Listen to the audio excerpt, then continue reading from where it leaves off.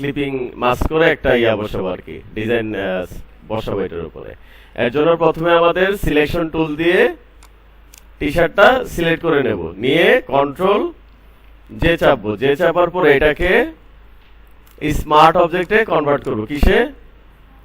Convert to smart object. তারপর যাব হচ্ছে ফিল্টার, ব্লার, গসিয়ান ব্লার। এখানে আমরা 4 4.5 যেমন একটা দেব, দিয়ে এইটাকে আমরা সেভ করব। সেভ করব, একটা নাম দিলাম। আমাদের সেভ করা কমপ্লিট। তারপরে এই যে স্মার্ট ফিল্টার, এটাকে কি করব? Clear smart filter. তারপর এখানে ডাবল ক্লিক করব। এইখানে এখন আমাদের যে ডিজাইনটা লাগবে সেই ডিজাইনটা নিয়ে আসবো, নিয়ে এসে যে সাইজে বসাবো ওই সাইজে আগে সেটাকে সেট করে নেব।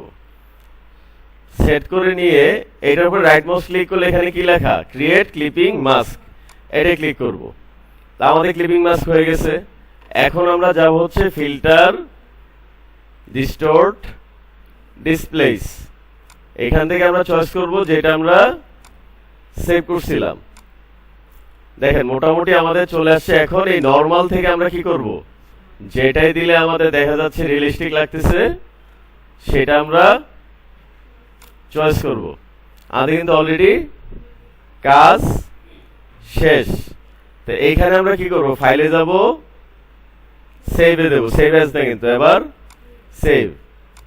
অটোমেটিকলি আমাদের টি শার্টের উপরে ডিজাইনটা চলে আসছে। এখন আমরা যাব হচ্ছে এইটার ভিতরে আমরা একটু ফিল্টার দেব। এর জন্য আমরা এই এফএক্স এ ক্লিক করে কোথায় যাব?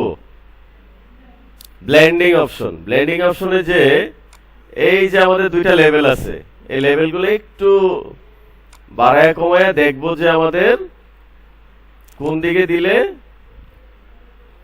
ডিজাইনটা বেশি রিয়েলিস্টিক হয়। এটা সেট করে দিয়ে ওকে দিয়ে দেব। আমাদের কাজ শেষ।